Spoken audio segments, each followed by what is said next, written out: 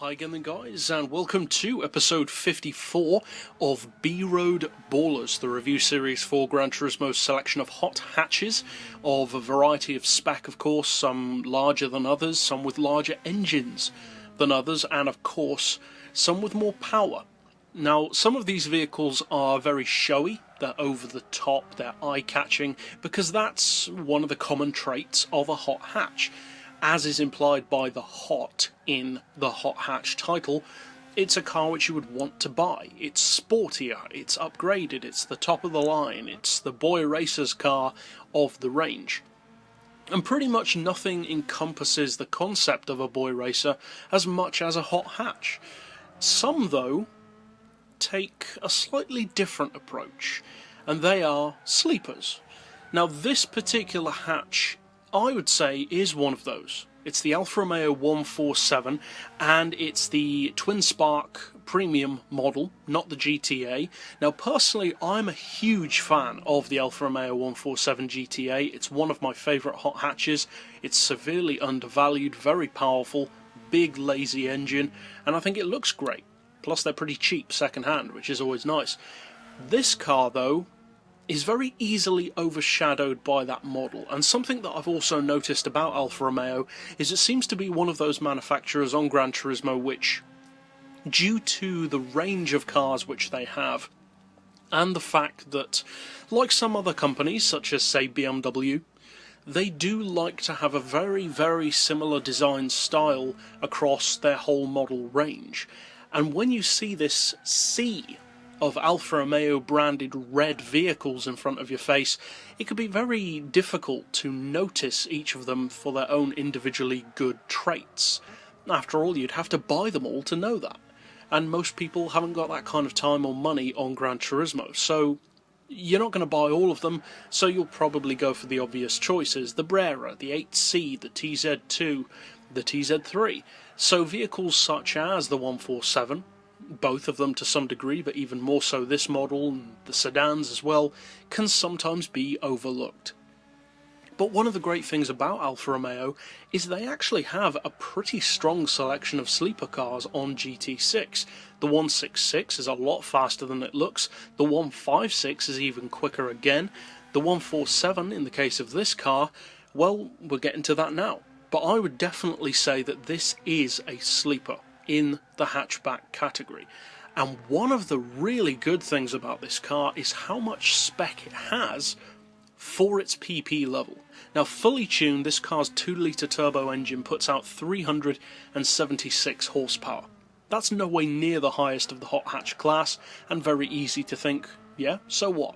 376, it's decent enough, but nothing to write home about.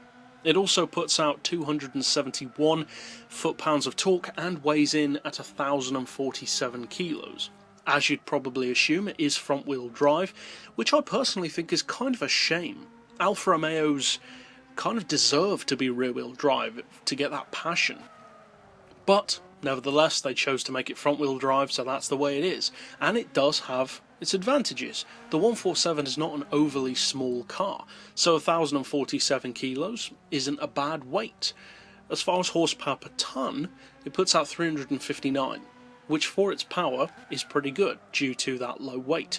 And the fully tuned PP is only 498, which is quite reasonable for a hot hatch. Most of them do sit, especially the larger, newer ones, at over 500 PP. Now, one of the things which is really good about it, as I alluded to earlier, is the power in particular that it can have at its respective PP level. Now, at just under 500 PP, 376 horsepower doesn't sound all that great, and I wouldn't necessarily say it is that great. What I mean in particular is under 450 PP. Because you can go right down as low as 425 PP even on this car as an example, and you will still be allowed to run 220 horsepower out of it. And that is also with the full weight loss package, taking it down to 1,047 kilos. Now, this car that you can see in the replay is only 425 PP, but look at it go. It absolutely flies around the track. 220 horsepower is a lot of power. for 425 pp. There are very few cars which can get that kind of power with that kind of weight and be as competitive as this one is. The handling on this car is superb. It's incredibly easy to drive. The handling is dead focused on what you want it to do. The centre of gravity feels very low, and the car just has this feeling of nimbleness which many others don't. The fact that it's a premium also helps a lot, and although it doesn't have anywhere near the sheer power of the GTA, which is my personal preferred model, it feels faster than that car, because the 147 has that bigger, more sluggish, more lazy, torquey engine, but it's also heavier, so it's going to feel such.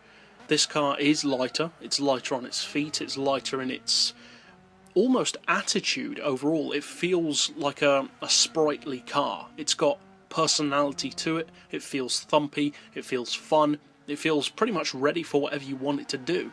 And considering that the price on this car is only 31 grand, which isn't the cheapest of hot hatches, but that's certainly not bad for a European hatch, which do tend to cost more, and a premium hatch, no less, that's not bad value at all. So although this car may not turn heads in a race lobby, it's very fun to drive, is extremely competitive for low PP racing, and if you haven't tried out any of Alfa Romeo's sleeper cars, I would actually recommend someone who has the money to actually buy all of Alfa Romeo's cars, because they're all really good at different things.